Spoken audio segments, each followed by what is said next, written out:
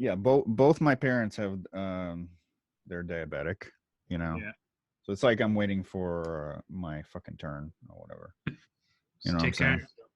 Take care of yourself. They're trying, but you know, I think part of it is like the environmental and part of it is probably genetic, right? So Yes. Yeah. like how much, you know, of each or whatever. I don't know, man. I'm not a doctor. I only play one on TV. I know. I play one on here. Dr. Slavin in session. My sister is a doctor, you know that? Is she really? Yeah, she's a PhD in Nice. psychology, you know. Okay. Yeah. Okay. Not a Good. medical or I don't know, not a, you know, whatever. She's a psychologist. Good. Mm-hmm. So how are things with you? How are you passing these gloomy days, Mark? Today was a tough one. It was Really? gloomy. Yeah. But whoops. That's my indicator. um, Yeah. went to the post office today, mailed off some CDs. And, Does that still work? I thought it didn't work anymore. post What office happened? post office barely works. Apparently, you can mail stuff out, but as far as receiving records from anywhere, it's few and far between. But, Yeah, because you're pretty on that, right? yeah, yeah. So Just being patient. I realized like things that used to take about 2 months are now about 4 months or more. what the fuck? What used to take 2 months? Oh, just standard international shipping. Things from International, right? yeah, things from Berlin, for example. Things from Spain, for example. That's crazy that it takes so long to get here. Yeah, it's just I don't know. And it's what's really a shame is you look at the tracking and the Mm-hmm. tracking pretty quickly through their country. It's when it comes over here. But yeah. Yeah, I don't really understand this whole post office not working shit. Because like, what Yeah. happened? Like, Well, they didn't know Christmas was coming. They couldn't fucking figure that out. Like, it's kind of no. on the calendar a little bit, you know. Yeah, I think, there was some issues at hand even before the holiday season and it just, it all kind of added up Yeah, and got weren't they like uninstalling sorting machines or something like that too? they were Like that was a thing that was happening. yeah, and it was probably all, you know, who knows? It might have been done towards, rigging the election, controlling mail-in votes. Right, something like that. I don't know uh, what happened with that yeah. whole. I don't know what happened. It's definitely made a mess of things, but thankfully the post offices I go to they run very smoothly. I usually have no problems, and they know me at both because I mail out so many packages worth of CDs and stuff that it's I can You go in do there. that? Do you do that media mail? Do they do that? I do. That's pro tip for those of you out there that are mailing stuff out. Media mail, and it It's cheaper. usually keeps the shipping cost down considerably. Yeah, yeah. They try to tell me that I went to the one in Hazel Park and they try to tell me that a cassette I was sending was not media mail because it's not educational. And Interesting. I was like, really? You're gonna bust me on that shit? Maybe somebody will learn something from this. You know what I mean? Yeah. Do you package it up prior to like sending it, or do you put Yeah, it in? yeah. I Yeah. and she's like, what is it? I'm like, what's a tape? You know? Another pro tip is the Clausen post office they're usually really cool. Yeah. See that it's all about the people that work there. I think you know. Yeah. Yeah. Some I've are had willing to stamp that media mail. Some of them are just like not yeah. cool about it. My hometown, the agents at the post office there, depending on who you get, some are hey, and others are pretty cool. So, yeah. Yeah. I had an exciting thing today. A branch fell on my house Oh God. from my big ass tree in the backyard, you know, and Oh, it God. broke and fell right on the house, but it didn't break completely. So it was like halfway. It was resting on the house, and at first I thought I'll just climb up there and like twist it off, Yeah. And I How high climbed up? up. Yeah, I climbed up on the roof, and it was so big. Once you get up there, you're like, this branch is giant. Oh man. So I called a kung fu brother of mine, and he's a professional tree guy. Yeah. So I watched him do the whole thing. It was crazy. Yeah. He like use these ropes to first get the rope up there, Yep. then get the second rope on the first rope that's bigger, and Yep. then literally get himself up there with just these two ropes and this little mechanism around his belt. Yeah. Those guys are acrobats for sure. So. I mean, it Any was crazy. house? But yeah, we got it down. Any damage to the house? No, that was because we tied the rope around the branch, and I was standing and I used the tree as leverage.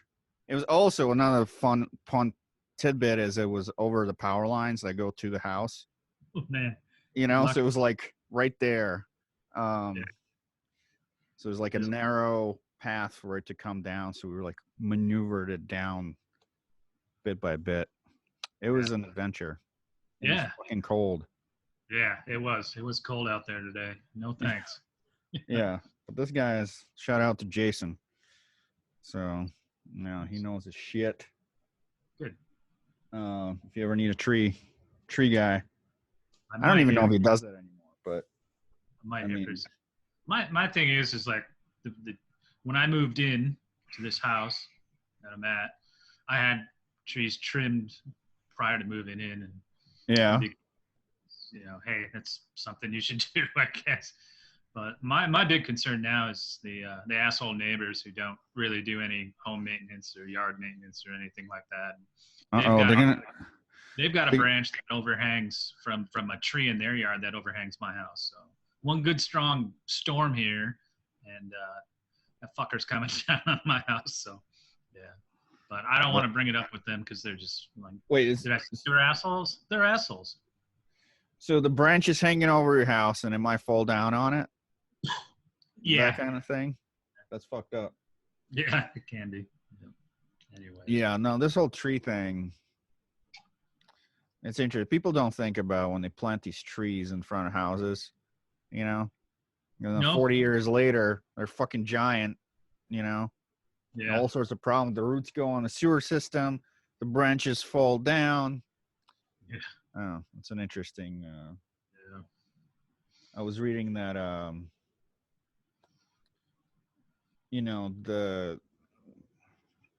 How far the branches go. The roots go 20,000 times further. Not literally 20,000, but I'm saying a lot further than the branch coverage. So there's this underground network of trees, and they're communicating with each other and stuff. Are you making any music? What's going on? Oh, it's been a slow go there. I'm always constantly gathering tracks for DJ mixes and years always, and I used to be a little bit more productive there. I used to be about 2 or 3 a month, but at the rate now it's about once a month. So I got one up on my site, up on Mixcloud. What's the Mixcloud / what? What is it? Shout out. Yeah, it should be DJ Saint Detroit. Okay. So it's Mixcloud. So we'll put a link in the thing. Yeah. Cool. Yeah, I've been, I dig all your mixes, and especially I was digging the night when you were doing it, Oh, thanks. Yeah. I want to do some more live stuff for you guys because that was really fun. We did hexes, and that was an odd night, but they did a great show, I thought. Yeah. As far as just original music, it's been a while. I've always got the gear sitting here. Winter, I'm a little bit more productive because don't get to go outside because it's cold. I think that can be good, but also if you're not feeling it, or if you're depressed, it's hard to motivate yourself to press play. Once you press play, you can't help but do something. Yeah. It's that whole once you do it, once you press that button, you're like, all right, I got to do something with this shit, you know? Yeah. So Did you yeah, ever? I've got a couple scratch ideas I've been playing around with, and just mainly working with just rhythms and bass lines and moving stuff Yeah, yeah, around. No real synths, which is weird because I've got an old Yamaha sitting here, and I've got a Nord, and then I've got Oh, dude, you got a Nord? That's perfect. yeah, got the Nord lead one of the very first ones. I It's got an that antique. sitting over here too. Dave let me borrow that a few months ago when he moved to Pittsburgh because he has two.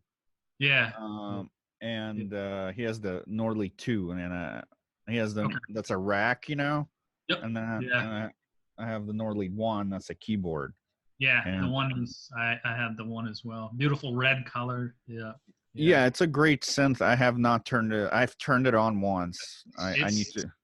it's pretty Yeah, temperamental. It's not hooked in running through my rig right now. It's just kind of it's sitting in the library room actually versus like the music room.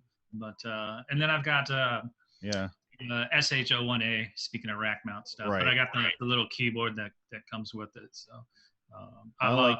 I love the sounds on the original O1, and Sure. the O1 the O1A is pretty close. But so yeah, a lot of like just classic.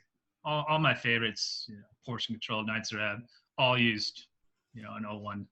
Um, That so one of my favorites. SH101 or Yeah, whatever. Yeah. yeah. So I've Uh, been kicking around some ideas, and I've been studying some stuff lately when I listen to music, just kind of like getting a feel for, you know, how does my stuff match up to or compare with this other stuff? And I don't know. I mean, I shouldn't really even be comparing it, but there's a standard in which I kind of want to be close to around yeah. somebody. So I've been listening to a lot of stuff and just, I'm like, I like their stuff. I think my stuff is similar. So maybe I'll spit something out here. Throw it up Yeah, on you should do it. I mean, channel. the trick is like how to put it in a computer and then finish it, right? Um, Yeah, yeah, yeah. there's so you have the Yep, Digitech, yeah. The and Digitex. then So yeah, it's a great machine. yep. The way I've been doing it with it. So here's my problem with recording in the computer is the latency, right? So if you're Right. trying to track stuff, like I'm sure there's workarounds from it, but I haven't found like a clean workaround where there's no latency once you start adding layers, you know? Yeah. Because MIDI clock itself generates latency, you know? Yep. Yeah. So what I've been What doing are is what are you actually using as your DAW Ableton's. still? Okay. Yeah. Ableton Live. Yeah. Um, I've been using Presonus, the yeah. second one, I think. Presonus 2. Yeah. Is Yeah. that And it's cool? I mean, do you like yeah, it? it seems to work. Multi-track Yep. software, whatever. Yeah. Ableton always kind of just perplexed me. Yeah. I'm It kind of it one of those. does it does a lot. I mean, Yeah. I'm one I of those guys. When I turn on gear, I just want to go and I want to just flow with it. yeah, there's a Yeah. bit of a learning curve to Ableton's, and people rave. It has the two views, right? One is the clip launch view, and then the whatever the regular timeline view. And Yeah. that clip launch view seems cool because you can just generate ideas and they're little clips and you click them. Mhm. But that's like a black hole that you can just fall in without ever finishing a thing.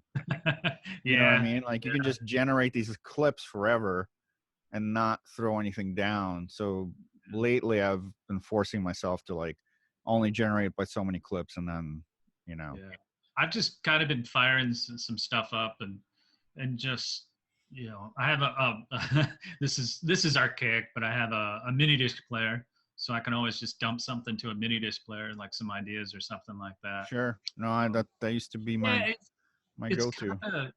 kind of like just a sonic sketch. Like, let's start off with a blank Yeah. canvas. Let's bring in these drum beats. Let's bring in this bass line. Oh, here's a funny sample. Like I love Oh, there's a rant that's in the movie The Lighthouse, which is, if you've seen that movie. I have not seen it yet. There's a bunch of movies I Yeah. know I need to There's just see. a profanity laced rant that's just full of angst, and I'm like, you know, and of course, it's we used to watch movies way back in the day with the old band, and just be like, oh, we got to sample that, and so Yeah. I was watching The Lighthouse, and I was like, oh, I should sample that, and so far I haven't heard of anybody else that sampled it, so There's so hooray. much that's good. Yeah, sample it, Yeah, man. I like yeah, sampling new stuff. I like sampling old stuff too, but you yeah, gotta do some new, yeah, yeah. Like those Anything guys in obscure, I really quite like. Yeah. yeah. If it's a good sample, I'm gonna take it. But no, Yeah. the Digitech thing. So Yeah. the Digitech samples it has two inputs, so you can just sample right into it. Right.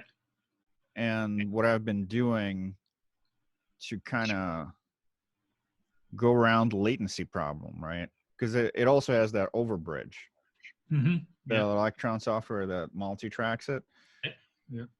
and that works fine. There's no latency with that, but it's only for the Digitech. So I've just been sampling my other gear into the Digitech There you go. first. Yeah. Yeah. I sample it in there first, and Yeah. then I use overbridge to get it into the computer, which is Yeah. because it has this It's option a long in way around. it's the long way around, but Yeah. I don't know, just experimenting with it. But you'd be Um, surprised how many bands have actually done that. Like if you go back and read like old gear reviews, like Frontline Assembly was notorious for sampling things and then from old machines and then loading them back up um, because it right. gave them more ability and more flexibility to you know to run Well, with it in songs and stuff. Yeah. yeah, it's like the MIDI lag when you hit play, and then Yeah. there's a little bit of time before it reaches the machine. Well, the Digitech has a way to record on it where it doesn't start recording until you pass a certain sound threshold. You Okay. set the threshold, you know. Yep. So there's no latency. As soon as it hits it, that's when it's recording. The only Yeah. problem with that is you have to have something on the first beat, if you want it to start there or whatever, Yeah. But that's kind of like the magic trick of going around all this shit, Yeah. It's like Yeah. I'll just sample it in the machine first. Yeah. But yeah, it's still fun. Yeah. It gets frustrating, but when the machines start to get frustrating, it's like, all right, you just tuck it away or come Yeah, back later. Yeah. But it's been good. So yeah. yeah, man. So, like, when you were, tell me about a little bit about your history with music. Like, when did you get into it? It goes back a long time. I was thinking about this over the week from when you asked me. I was like, oh my god, what do you want to talk about? But it goes back, you know, 3+ decades. And I've kind of had my hands in a ton of stuff. I mean, I think most people know me as a DJ. Um, I was Yeah. at City Club for a long time. I did Necto, ran the whole club circuit around Detroit. Um, Started a lot of my own nights in Ann Arbor, in Detroit here. Um, I worked in record stores for a long time. Like some of my first jobs when I was young. I worked in 3 different record stores, so a lot of people know me from whether it was Blitz, the old Blitz records, the old Absolute records, or the old Harmony House. So I spent my time there. I did fanzines for a long time. Ran my own music magazine. Wrote for other music magazines like Industrial Nation. Contributed to Sideline and a couple other magazines that were around. I ran a label for a hot minute as well, mainly just to release. The first band I was ever in was Backspace, mainly to release that CD. Hmm. God, what else? Was involved in Dark Productions from the start. Me and Joe and Brent and started that early on, and then just always out supporting other friends and stuff. But yeah, it's been been pretty long time, and it's I mean, most of my friends I met through music. A lot of the coolest places I've ever been to. I mean, DJing got me over to the UK twice to spin at festivals over there. So it's been pretty awesome. Yep. That's cool, man. So Yeah. the Backspace band, I vaguely remember, you Yeah. know, that whole thing is such a blur now. But when It was is. that active? Like, what was the active years of that? We we probably started. The CD came out in '99. Yeah, that long That sound ago. no, that sounds about right. Yeah, I remember like the Yeah. late '90s. You know. Yeah. So we must have started the band probably, I want to say '97. Um, and it all came together pretty quickly. I had been involved in a couple other bands when I was in college. We had one called Fragment that did pretty well. Very Skinny Puppy, portion control inspired. Oh, Um, I want to hear with that shit. what's that? I want to hear that. You got any Yeah, recordings of that? yeah, I could. I'll send a link and we can get it up here. I do Cool. have some stuff, and I believe there might even be one or two tracks up on Bandcamp. We had put something from the archives up there. So Yeah, yeah. so I was doing Fragment with two guys away at school, and was often coming home to Detroit area, and had ran into Pete and Dave, who were doing a project called IEC at the time. And so we exchanged tapes back then because this was like pre-internet. Um, and had kind of come to this conclusion that if we ever ended up in the same city, we'd end up working together on something. And it was after graduation and after like going through some stuff that we finally, when Pete had bounced around from like Tampa to Chicago to back to Detroit area, and I was back in the area, and Dave was around too. So we kind of got our asses in gear and had put some stuff into motion, taken some ideas from the earlier all those earlier projects and moving forward. And I think it was like in a short period of time, probably like 3 weeks, maybe even 2 weeks, where we had our first show. We opened for Attrition at I remember Attrition. Oh my god. yeah, Yeah. yeah. Martin was a huge inspiration early on because he also did a fanzine. So I had known him through the mail and fanzine. So it was a real honor to open for his projects. So, and that one was that was our only show at Ascension UK because things got a Ascension little out of UK. hand. What's that? Ascension UK. What's up? Yeah, things got a little out of hand, and we kind Did of they? threatened to we threatened to blow the place up, which didn't sit too well with the owner. Lee? But it was yeah, Lee, who was very nice, very sweet. Called me the following day asking for an explanation, and I had to explain that we were, it was one of those kind of things like Front 242 used to be, confrontational on stage, but not so much off stage. So it was just one of those on stage Wait, confrontational, wait, so, so hey, we're tell me trying to be about this cool. show. I might have been at this show, you know. What year was the Attrition show? The Attrition show must have been like '97. Yeah. Yeah. No, I might have seen Yeah. that. Yeah. Yeah. It I was. I vaguely remember seeing Attrition. Yeah. If you're gonna go out there and make a first impression, yeah, we did. It was a weird place. I mean, there was Yeah, I tell think me every about show it. we did with Backspace was kind of this recipe for disaster, but it was also, in hindsight, it was just young dumb kids. So Ascension was Yeah. an interesting place in that there was no alcohol there. So we made the first mistake was we pretty much turned the back room of Ascension into a liquor store that night, and yeah, yeah. Got So really drunk. What happened? yeah, we had some pops before going on stage, and Yeah. most Well, of our friends that were there to see us were also pretty well lit, and we were I an electronic band playing for right. crowd. Although attrition's very, like electronic goth, but Yeah, but it was so goth as I yeah, remember it. I don't yeah. exactly remember. But I mean, we came out like gangbusters because we really wanted to, you know, prove a point, and I don't think people really caught the gist of what we were doing. Like, you know, it reminds me of Front 242, where 242 would dress in this kind of paramilitary garb and have all this, camouflage netting over their gear back then. And we weren't going that route, but it was very much like, you know, hey, we're going to be right in your face, so you pay attention and take notice. And I I think think, we accomplished that, but when you throw in some alcohol into that mix, it's never a good thing either. Yeah.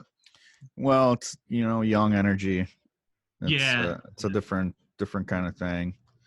So as a result, we never got invited back to play Ascent. Ascension, but Oh, well, we did enough other shows after that I mean, I had that's where I met Pete at actually. Ascension. Yeah. Yeah, he was Really? working the door, and he was Okay. sitting there with his Kurzweil and like programming beats, Oh, really? Yeah. hmm And I was like, "What are you doing there?" Yeah. He's like, "I'm in this band, man. I'm this band called D-Land." I'm like, "Cool."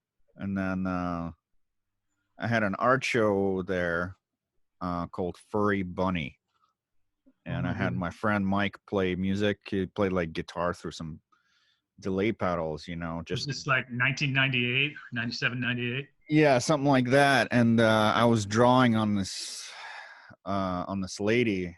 Her name is Renee. I think she was semi-naked, and I was drawing on her while this music was going on. And after the show, right, that was it was a whole thing. And after the show, Pete was like, "Why didn't you have me play music?" I was like, "I don't know what the fuck you sound like, I don't know what you're Yeah. gonna play, Yeah. So he's like, "Oh, come to the car. I'll play it for you right now." And I was like, "Oh, got it." So he came into the car, played me this tape, and it was the Delian demo tape. Yeah. Yeah. Is that the one with the alien on the cover? Yes, I have that. I had one. I don't know, but I was I'm, like, this is not quite my thing, Pete. Like, I don't yeah. know, this kind of sucks, whatever. Like, and then he's like, no, Were no, you into, were you you gotta. into electronic music back then, Yeah, or no, I like, it's whatever. I like Skinny Puppy or whatever. yeah. Yeah. But I gave him a hard time about it. But then he got me to do vocals for one of the tracks, and the Hmm. rest is history. Yeah. They always sucker you in. Yeah. He suckered me in because he's like, "Oh, you speak Russian? You gotta do song in Russian." I'm like, "All right." Yeah. Yeah. So, So but yeah, yes, we continued Backspace. I think I left about 2000, um, but we yeah, put out the CD, um, which was good fun. A lot of interest in recording. Um, we we got probably as big as as maybe even bigger than I thought was possible. But I mean, we ended up opening for VNB Nation a few times in Cleveland. We went on tour with In Strict Confidence and Das Eek, all up and down the Midwest. Um, that's cool, man. That's pretty yeah, good. those guys were great, and it's funny because we were a relatively unknown band. The CD was out, and one of the guys who was looking to put together, who did put together the whole tour, it was supposed to be like 5 bands or something like that. It was one of those kind of early, tours. So it was like, if I remember, it was going to be Dasik, In Strict Confidence, um, Inertia, if you remember them, um, Maybe. and I think two other bands. For some reason, I want to say like Imperative Reaction, like early on, but Yeah, I'm, yeah. I'm not sure. But it ended up coming down to that tour just being Dasik and In Strict Confidence. And he's like, "Hey, do you know any bands that'd be willing to, who else should we put on this tour?" And I like half-assed joke, us. And he's like, well, I love your CD. It's fresh out. Can you guys do it? And so, yeah, we dropped everything and went and did it and had a really good time. Cleveland, that was, I think, the first time we played Cleveland, and I'll never forget it. Like the first time we played, I remember nobody knew who we were. There was one other band that was on before us, local Cleveland band. I can't remember who, and nobody paid attention to them. So I was a little worried. I was like, this is going to go over pretty poorly. But from like the first couple drum beats, the first couple like harp lines, and the first heavy pad sounds of our first song, like I just remember everybody at the bar who was getting drinks turned their heads in amazement and came like right up to the stage. And so there was a promoter there who had caught that show, and thankfully he was like, man, you guys are, pretty impressive. I haven't seen any band do that, any out of town band have that kind of response. So that opened the gateway to playing a lot of Cleveland. But we started working on a second CD, and things kind of got rocky. We had started talking to a couple different labels. So we were talking with Artifact Records, which is still around these days. Yeah, they're putting out that Kevin Keanu album. Yeah, they are. Yeah. Yeah. So I've known those guys for a long time. That's cool. So we were talking to them about a deal. We were talking with Invisible Records, which don't get me started. And then we were talking to two other young labels. A third label, sorry. I can't remember the name of them. I did save like a business card and a sticker, but also out of Canada. Yeah. No, I want to hear this Invisible. Yeah. So there was three of us in the band, and each of us had kind of like, I went with Artifact. I thought, okay, Artifact's kind of like doing music similar to what we're doing. In retrospect, a solid choice. Yeah, and they're the only one that's still around. That's what I'm saying. Yeah. Dave from the band sided with I want to say, God, what was that label? Synapse, who had put out a couple really good quality like EBM stuff, like early '90s. And then Pete had really come to like what Invisible had put together and offered us. But the Invisible deal, and this is kind of like what led to me leaving the band, was just there was other infighting, but a lot of just label stuff. And the more I looked at that Invisible, like what Invisible was proposing, it was just, they were going to be controlling, they were taking a lot of the money, nothing for like touring, which we wanted to do. Just like, and you hear horror stories of how Invisible and Martin Atkins, and everybody holds them to such high regard, and I'm just like, he's a con man, and I want people to realize that he sucked the life out of a lot of bands that should have, known better, but were promised a lot of things, and piss poor promises, and then even where the label's taking far more control over things. It's kind of shame. Was he the guy running the label directly? Like, was Martin Atkins running Invisible? It was his label. It was his label. Okay. Yeah. So I know he was involved in it, but I wasn't sure like to what extent. A lot of kind of like untrustworthy things. And it got to the point where it was like, Pete, if you're serious about Invisible, let's put it through with a lawyer. And I always thought there was some shit that was being hidden in a lot of that stuff, and just never felt comfortable with it. And Pete was like, I think this is the direction we were going to go. I was more pushing towards Artifact because their distribution channels were better. There was, incredibly transparent.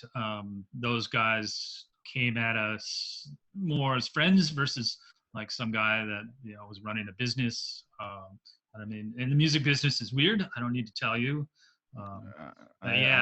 What business music? What? I don't know. Yeah. I try to stay away from all that. Yeah, and it really got to like a sour point, just between the three of us. and I think Dave had looked at that Synapse deal and realized, hey, it's not the best deal, but we're kind of a young band, and it might be something that we can kind of work with that label and grow ourselves and grow that label. Sure. Yeah, it got pretty messy and a lot of arguments, and then a lot of other stuff was going on as well. Things just spiraling out of control. A lot of money issues and other That's problems. So it's It's just like, crazy all you right, guys had I money left. issues, but I left. Yeah, yeah, because it's funny because like Delian and Backspace were operating around the same time. I think they were. also, yeah, like 97. They Yeah, both started, right? And then yeah. Yeah. There was a lot that the scene around then. I really quite enjoyed because there was you guys. Um, there was like Dragon's Tears Descending. There was a lot of oh electronic bands. yes, Dragon Tears Descending. Yeah, very goth. Um, I know uh, Calvin. I know Calvin pretty well. oh Yeah, yeah, yeah. yeah. Like he's a kung fu uncle of mine, and Really? yeah, Yeah. he's a Um, lifelong martial artist. yeah. So Heavy Water Factory was Heavy having Water quite a bit of, Factory, of course. having quite a bit of success. Chiasm was doing Who really is well. on Coppa International? I Yeah. didn't Yeah. realize until I just put out that remix, or whatever. I just did a remix for Yeah. my friend's band, and Yeah. I'm like, who else is on Coppa International? I was like, oh yeah, I know. I was like, Yeah. I know, I know Yeah. this lady or whatever. I mean, I don't really know her, but Yeah, I really enjoyed the scene back then. It was, I mean, there was some good camaraderie, and it was, um, I don't know. it Everybody always talks kind of shit a about healthy, each other. There was yeah, a, it was a healthy competition. It was, it yeah, was good, but it's funny that hearing you talk about the label stuff, because for me and Pete, Delian, Pete, it was like we started with a label and we just fucking didn't fit in, we were too crazy. And so was we had this to, low res? no, it was Carpe Mortem. Oh God, yeah, Yeah. yeah, And it was like, we yeah, didn't fit and maybe the first album kind of a little bit, right. That first album did come out on Carpe Mortem, didn't it? it was first. Yeah. Yeah. Oh my And God, then yeah, by the second album, it was like, okay, this is getting a little weird. And then Mark Brackenridge stopped working with us yeah, because he's like, yeah, that's too fucking weird what you guys are trying to do. yeah. And then we had this rotating cast of characters, but it Oh ended yeah, up just me and Pete, in the end, yeah, putting drum machine through distortion pedals, stopped yeah. playing all the club shows, right? Yeah. Started playing loft parties, and that's Oh how yeah. we found low res, because Yeah. they just came to Owen. He had a loft, Yeah. Yeah. played one of the Those, parties there, and then Justin showed up. those loft parties were legendary. I remember being at those and just like wow, and just it was, to me it was a whole kind of different, you know, different scene, different vibe entirely. I loved it. I mean, it Yeah, was no, yeah, that's what we liked it a lot too. But it was just like we had to reconfigure like the whole idea of what playing music live is, because yeah, there's this whole idea of like a DAT machine backup, and you play over that, and you kind of play some stuff over it, and yeah. and people were like, why the hell you have MIDI stuff connected? MIDI can go bad. And we're like, you Oh know, yeah. there was that whole mentality of it. Also, people said shit like, oh, if you don't have guitar in your music, you'll never make it. Yeah, we heard that quite a bit too. I mean, Yeah, we'd that roll was, into venues, and it was funny because I mean, electronic music had been around. You went through the '80s, so you had synthesizer new wave bands. it But was a weird. we'd roll into venues, and they'd be like, "Where's your drummer?" and we'd bring out a box, and be like, "That's it." And I they're press like, "Oh, play right yeah, here. yeah, we had you know, this."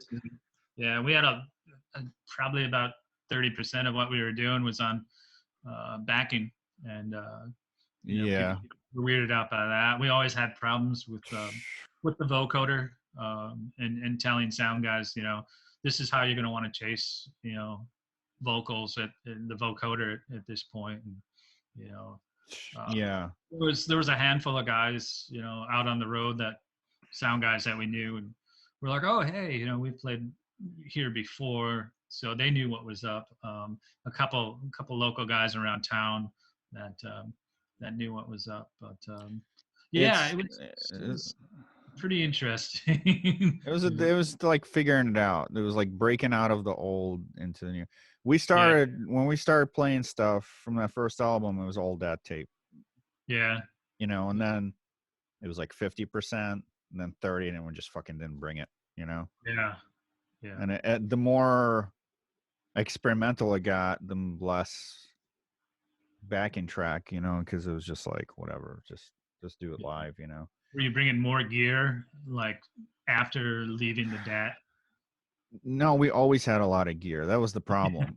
It's Yeah. like we have the DAT, and then you fucking have like, and back then it's like there was no small tabletop synths. No, no, they It were was like they were these big. giant keyboards. Yeah, yeah, like the So one behind you there.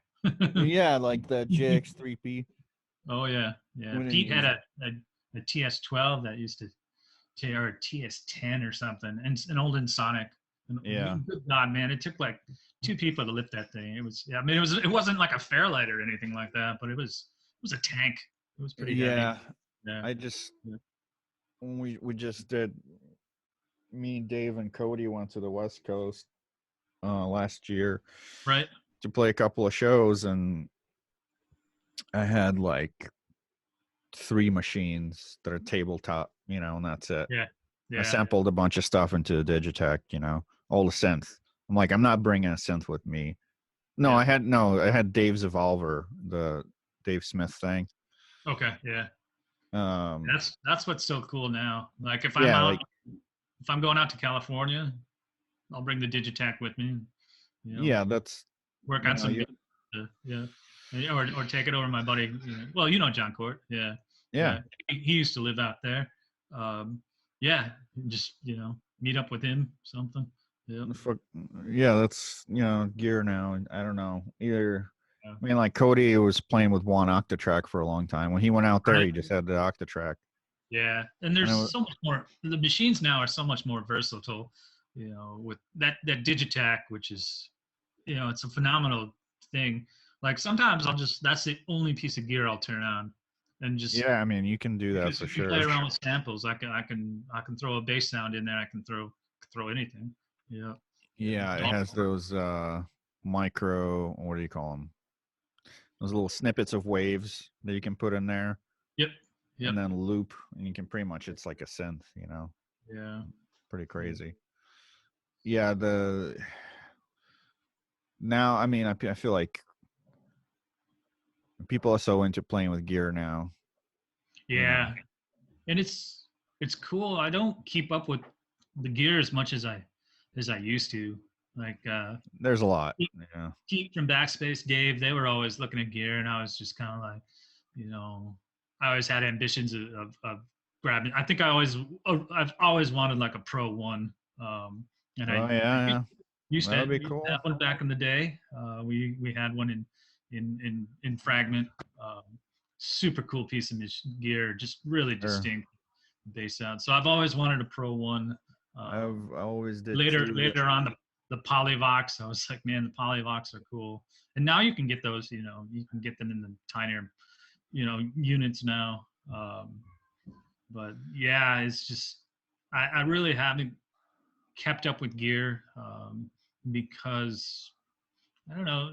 There's more versatility. I think I know what I'm after now, and everything kind of after this fact of, if you want to do EBM music, there's certain machines that are really, you know, here's the quintessential machine for Yeah. doing EBM stuff, and If you know if what you, you want, you can get it with just about anything. I mean, yeah, you can do it all in a yeah, box or whatever. Like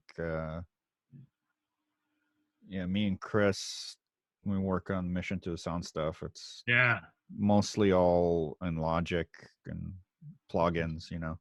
yeah. Don't even I'm fuck with gear. really excited about that. It's gonna be good. Yeah, thanks, man. Yeah, me too. It's an interesting record. I'm glad it's on vinyl. Yeah, It'll be I nice. just got the test pressing a few days Oh ago. yeah, Yeah. sound good. Yeah. Sounds pretty good. I actually want to hear it through a couple of different turntables because I noticed some stuff on it, but Okay. Yeah. I don't know if it. I have some old Bring it needles on over one mine. night. Yeah. Yeah. We can do some mask up, hang out. Well, hopefully we both get the vaccine soon. I don't know what the fuck is going on with that. Yeah. When the doctor called today, I asked him about it. So look at likely March. That's what he For said. yeah, That's for what the most doc people. said. That's cool.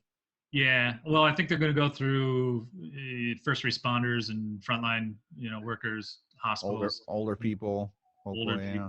people, which cracks me up. So here's a little aside. So the What? first person who got the vaccine uh, in the UK was like, I don't know, 98 or something like that, which Okay.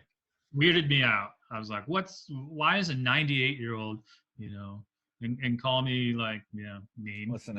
Everybody wants to live, all right. Even the 98-year-old. True, true, true. I'm like, why is a 98-year-old like getting the vaccine? Like everybody wants to live. So it caused me to look up the life expectancy of the average person in the UK, which is 81 years old. I'm like, okay. Hey, it's higher than us. What the fuck? We're at 78 or something like that. All the bangers and mash and fish and chips or something. I I don't know. guess. Yeah. So I found that pretty interesting. I'm like, okay, but yeah, everybody wants to live. So the second person, and this is no joke, the second person in the UK to get the Yeah. vaccine was a person named William Shakespeare. You know what? I saw that on the news. I was like, Yeah. what? Yeah. Yeah. He lives in the UK and his name is William Shakespeare. That's crazy. Yeah. What kind of childhood did that guy have? I don't know. Brutal. Brutal. Everybody made fun of him. Yeah. Whatever. That's cool though. William Shakespeare is all set. I'm waiting for those second shots to come in because everybody's like, "Oh yeah, the first one is okay, and the second one is." Yeah. So we'll see how that goes. I'm sure it'll be fine. Yeah. So back to backspace for a minute. Yeah. So yeah. I've been thinking about putting in a lot of those tracks. What was supposed to be the second CD, and then recently I found some like unreleased stuff. A track called "Contrition" that I thought was lost to the ages, and it's probably that one. What is it? 2020. So it could be 20 years old because I think that was one of the last tracks that we were working on. I left in 2000, so it could be about 20, 21 years old, and it sounds really cool track. So I kind of want to like gather up some stuff and some B-sides and some rarities and put them up on probably Bandcamp or something. Just get them out there. Sure. It's been a long time, and it's funny because I still get people asking, do you have any CDs left? Yes. Are the tracks digitally anywhere? And Josh McAllister, a while ago, he took all the tracks from Clockwork Pathogen with Dave and my permission and put them up on YouTube. So I still get people like who want a piece of physical media, or they're asking, is there anything else? Or you guys used to do a couple tracks that aren't on the first CD. Where can I find those? So I'm kind of want to get them out there. So yeah. And so then, that second CD never got done or whatever. No. I had left the band, and they Pete was a perfectionist, which is great, but you don't want to be a perfectionist as a musician.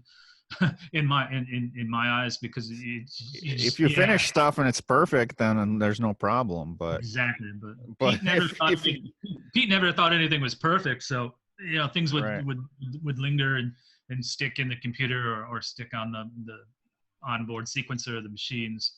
And I was like, we got to finish this, and things never got finished when I left.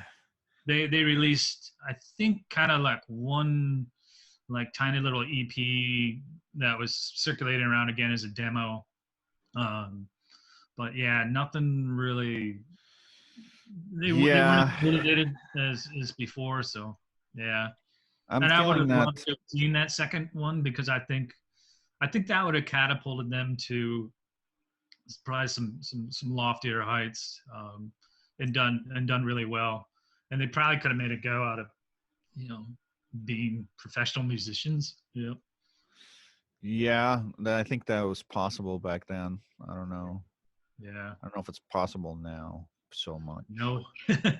Like, it's hard. I don't know. I don't think Yeah. it's so everybody I know that even is, you know, like a well-known person, Oh yeah. they're still super hustling to just play shows all the time Sure. because they got to make that money, man. It's crazy. Sure. Yeah, it's a shame. Because yeah, you do wish that, you know, these creative people could live off their kind of creative pursuits. But I mean, I've talked to many Yeah. musicians over the years that still, you know, require I having a think day job. Yeah. yeah, unless yeah, you got to be like, I guess like somebody like Daniel Meyer or somebody, he probably Yeah. does. Yeah. But Yeah.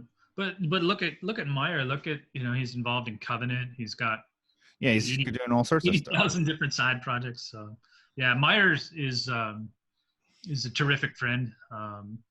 Known him for quite a bit. My old band played with Hall Job. I think you guys did it too at one point. Yeah. Yeah, or something like that. Yeah. But More recently, I've just got yeah, to know yeah, him yeah. where I feel like I met him before, but we never talked, you know. Right. And Yeah. he's a Same. pretty reserved fella there, so I don't know. Yeah. But I love just about every single one of his projects, and I love the fact that He does a good job, man. He does a good he job does he sequencing does and yeah, production. yeah. It's just Uh, like solid, you know. the lead Nick stuff is probably my favorite. I'm glad that came out on vinyl. Um, Yeah, yeah. I the like Hot that Job too. stuff I love. Uh, Always loved Hot Job, and just how it morphs and changes with like every album. And it's funny because like I listen to Hot Job and I can instantly hear like who his number one influence is, which to me I think is Lasik Benhouse. And I know Daniel holds Lasik in high regards, but I keep hearing Lasik in Hot Job's music. I can see that. Yeah. Yeah, yeah. The fact that he works with Covenant, I mean, he definitely he's busy, and I think he's able to make ends meet because he's got, you know, so many different projects, and he keeps himself busy. I Yeah, think that's what it takes now, you know. It's not like definitely, you just have definitely. this one band necessarily. It's Can't like do that. Can't do it anymore. Yeah, yeah, yeah, you gotta have like a couple of different things and yeah, a podcast and a fucking this and the that, you know. yeah, yeah, But you know, I don't mind that because I always my output has always been like varied, but not like I'm yeah, making any money off of it. But you know, yeah, it's yeah. but Yeah, just you know, it's difficult. It's, I mean, when I started getting older and realizing like, you know, I don't, I can't be out late. I don't want to stay out as late as I used to back in my days. And, you know, DJing now, you know, I've retired from DJing and come back so many times. And now it's just, you know, I don't really, I'm not concerned about, oh, I need to be out there hustling and making money. Like with my city club days, I was like, you know, as soon as I was done DJing, I was like, pay me, I want my money, you know, because I viewed it as a job, and it was. I mean, I'm like, yeah, but nowadays, you know, running my own nights and doing other things, I'm just kind of like, you know, if I make a couple bucks here and there, great. But I'm out there doing it because I love to do it now. Yeah. yeah. No, there's that. I mean, definitely appreciate that, but I feel like making at least breaking even, Yeah. Oh, don't you get me know, wrong. on the I'm not bigger gonna go out shows to or California and things. DJ for free. Yeah, not even DJing for free, but like Yeah. if I'm putting a show together and I'm paying the Oh artist, yeah. I don't want to be paying Right. out of pocket. You know, I want to make sure Exactly. that there's enough, you know, people come in that they pay enough where Yeah. all the artists get paid from that. Plus, there's people hanging out. You Yeah. know, Yeah. people hanging out. What does that even happen Yeah. anymore? No, it doesn't And happen. that's I've watched the scene really come around. When we started. Dark Productions long ago, it was very niche, and in order Yeah.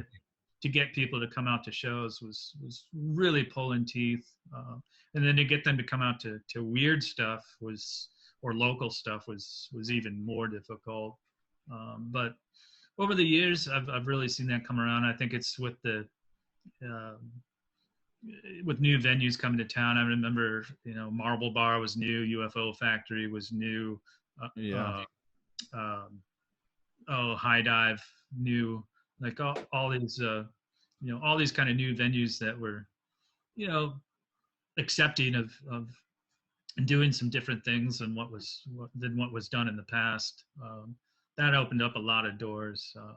Justin was something cold, being able to bring in some weird stuff, and he's struggled with some of the shows he's done, but now I think Oh, if he's he been doing it for something, so long that yeah, yeah, his crowd is really, but he's early got like on, some of those first few things he was doing, he wasn't making any money, he wasn't breaking even, yeah. but I'm glad he's persevered with it all, and all of us. I'm really really glad, because there's Yeah, we're more still people in around for some reason. I don't know what the fuck. there. Yeah, I guess I just keep doing this until you die or whatever, yeah. No, So I think there's still a lot of fun. I mean, the music yeah, well, it's a the good music still time, still evolves for me. I think that's what keeps me way into it, is there's always something new coming out that's exciting. There's always, I True. always want to. I get these records and I'm just like, oh, I can't wait to play this out in a venue, or I can't wait for friends to hear this, or even tracks that, I'll hear a new track and I'll be like, oh my god, this is kind of the missing link to one of those DJ songs where I flustered with a mix. This is going to be a nice way to insert that track into the mix and keep it flowing. So that's what kind of keeps me going these days. Just, yeah. Yeah, thinking about the mix. Yeah. I've been doing those DJ things, or I was doing. I don't think I'm gonna do it anymore for as a regular night, but I was doing Yeah. a Twitch thing, Mm-hmm.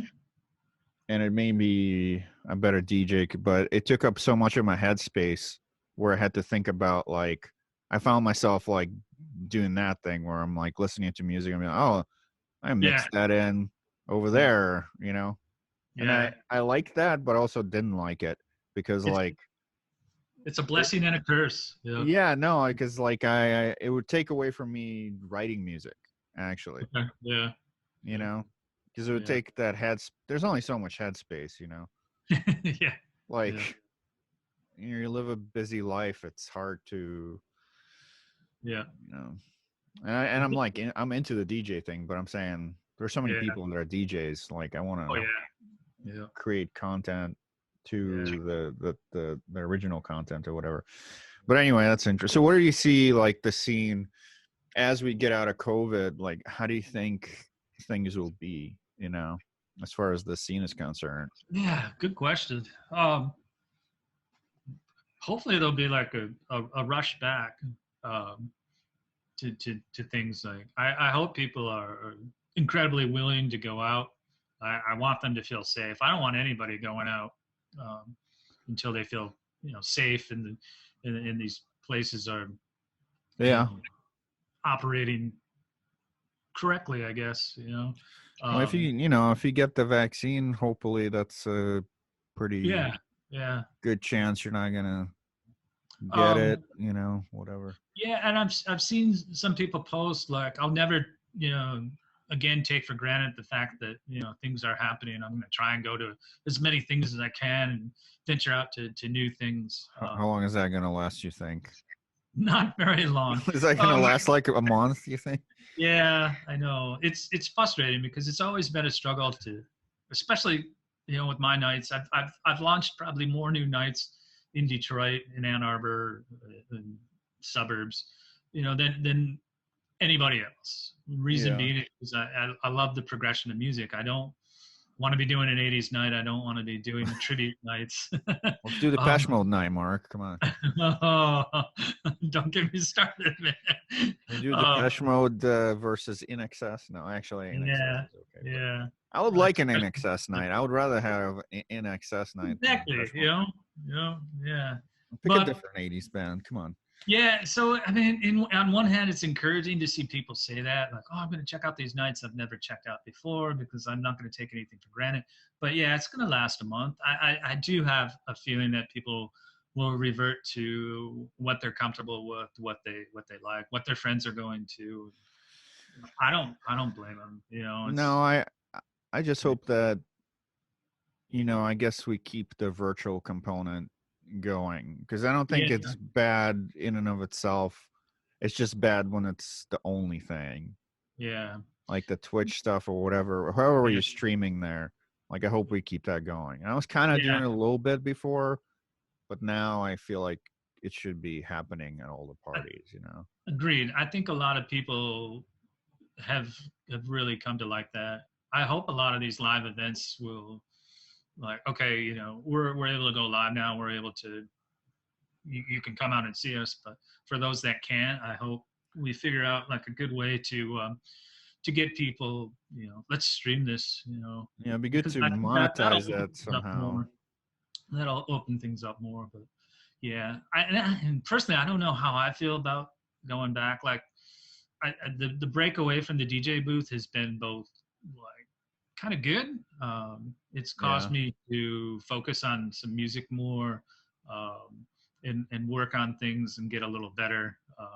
Which you really can't do like at home. If you fuck up, you can kind of start over.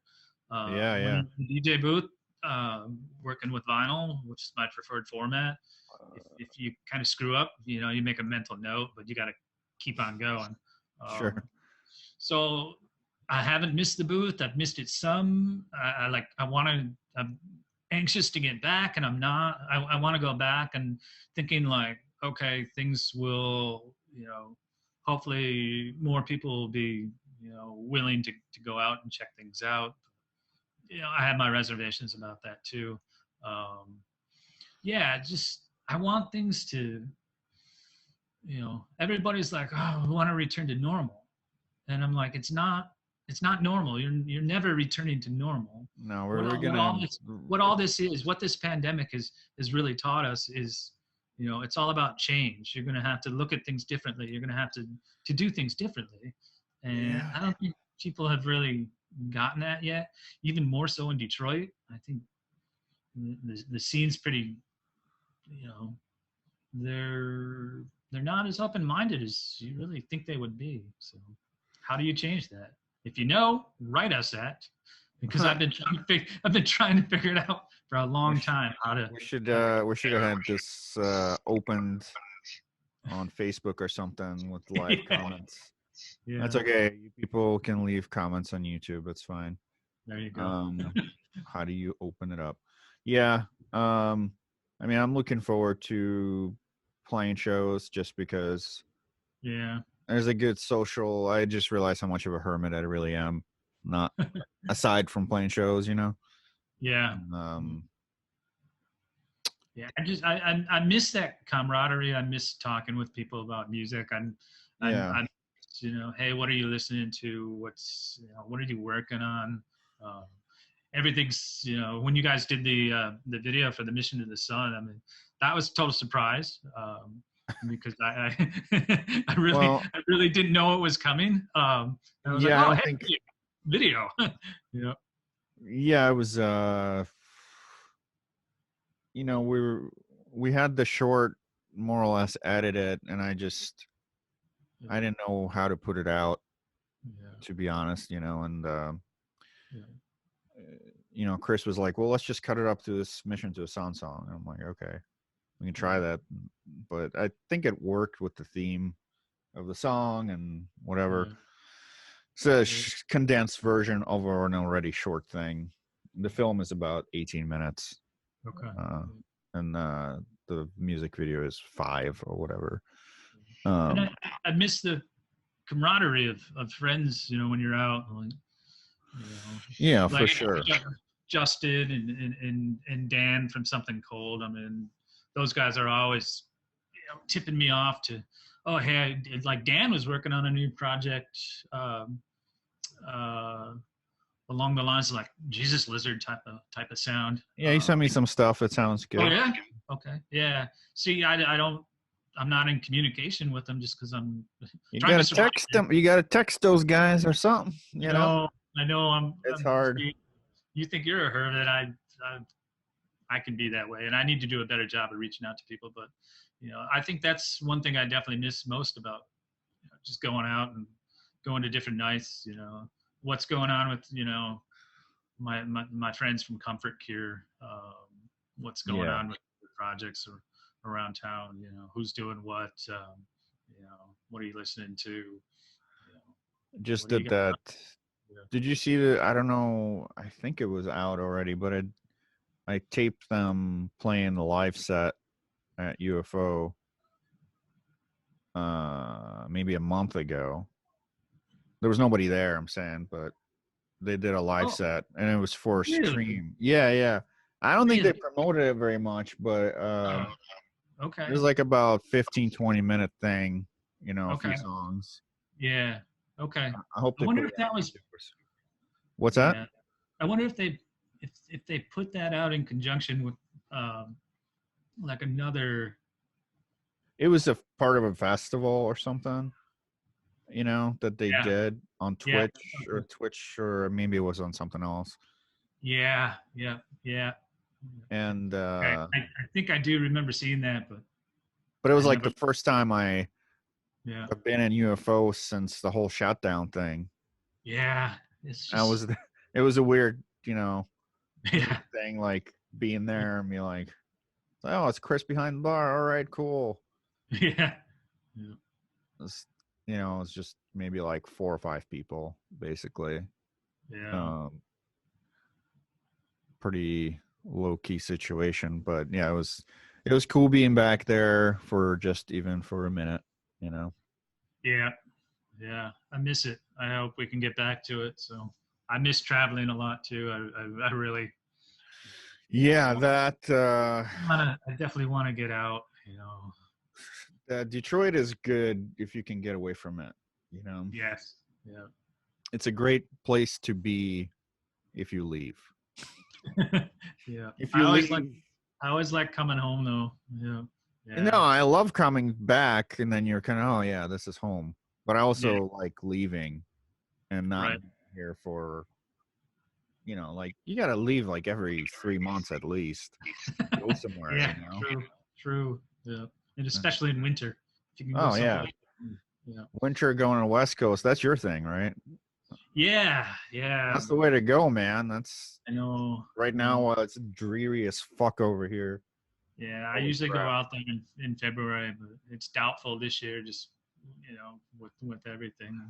Got a couple other places I want to go first before I go back to California. But California sounds like it's not doing too well right now, but it's definitely changing. I don't think it's doing too well. I just heard from a good friend out there who they're on lockdown.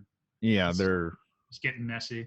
Like everything we dealt with, months ago is finally getting there because they thought they were kind of in the clear and they had eased up.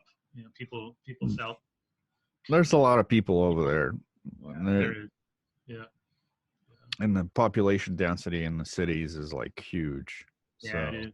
Yeah, I don't know. I don't know what they're gonna do. I mean, they just gotta vaccinate everybody, whatever. But it's just yeah. crazy because they were pretty strict about the lockdown thing, and it totally didn't work. Like No, I no. don't know what the fuck happened, but it was just like it, it just I don't You know, can't man. tell people what to do. Yeah, I guess that's the people's fault or something. I don't know. I don't We're know. gonna study this shit like years from now and be like, oh, that's what happened. I hope we learned something from this. We better. I hope so. I hope people, Yeah. first of all, I hope that this doesn't happen in 20 years from now again. Um, but also people in like whatever 2100, whenever the next one is, Yeah.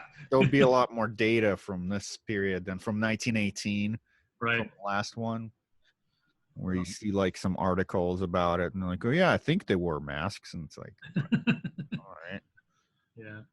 we're still doing the same thing they did 100 years ago.